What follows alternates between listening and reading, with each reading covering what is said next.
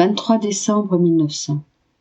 Devant la sainteté de la divine volonté, les passions n'osent pas se montrer et perdent vie.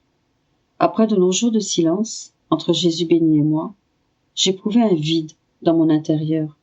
Ce matin, quand il est venu, il m'a dit : « Ma bien-aimée, que veux-tu me dire, puisque tu désires tant me parler ?»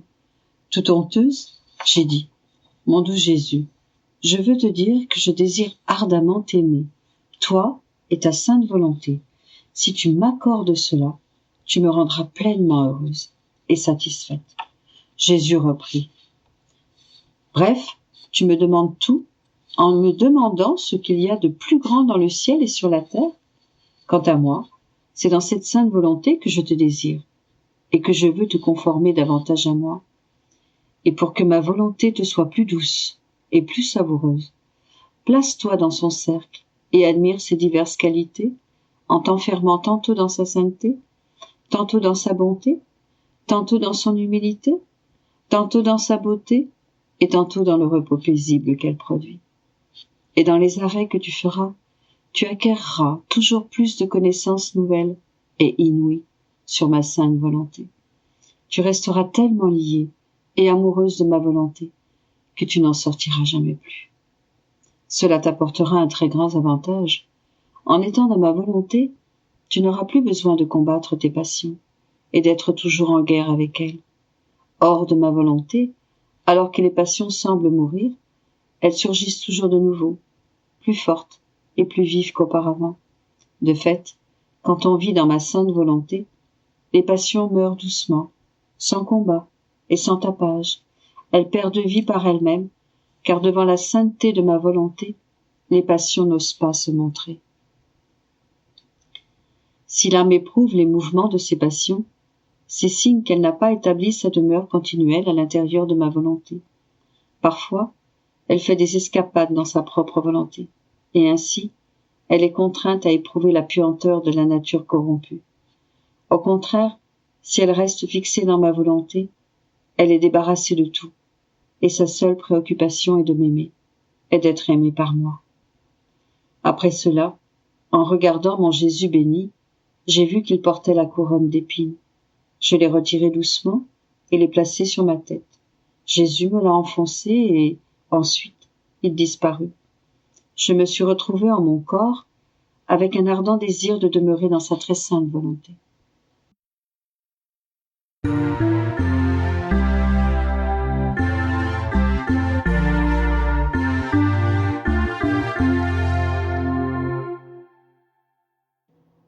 « 23 décembre 1921.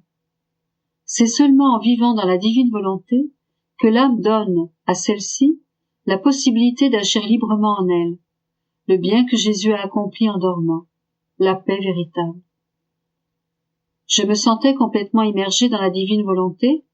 Mon doux Jésus venant vers moi me dit : « Fille de ma volonté, en vivant et en agissant dans ma volonté, tu en fais surgir des actes nouveaux. Tu me donnes la possibilité de nouvelles œuvres, d'un nouvel amour et d'un nouveau pouvoir. Comme je suis heureux quand la créature m'accorde la liberté d'agir en elle. Au contraire, celle qui ne vit pas dans ma volonté me lie les mains et rend ma volonté sans utilité pour elle. Par la force irrésistible de mon amour, je suis portée au mouvement, à l'action. Seule l'âme qui vit dans ma volonté me donne la liberté d'agir en elle. J'anime alors ses actes les plus infimes. Je ne refuse même pas aux choses les plus simples l'empreinte de ma divine vertu. J'aime tant la personne qui vit dans ma volonté qu'avec beaucoup de dignité et de décorum, j'entoure chacun de ses actes d'une multitude de grâces, car je désire pour elle l'honneur et la gloire associés à ma façon divine d'agir. Par conséquent, fais attention et pense juste, car si tout ce que tu accomplis est en dehors de ma volonté, tu n'auras fait rien d'utile pour ton Jésus. Ah, si tu savais comment l'indolence me pèse, me désole, tu serais plus attentive. Plus tard, alors que j'étais sur le point de fermer les yeux pour dormir, je me disais : Jésus, que même mon sommeil soit dans ta volonté, que ma respiration soit transformée en la tienne, si bien que ce que tu faisais lorsque tu dormais, je le fasse, moi aussi. Mais est-ce que mon Jésus dormait vraiment?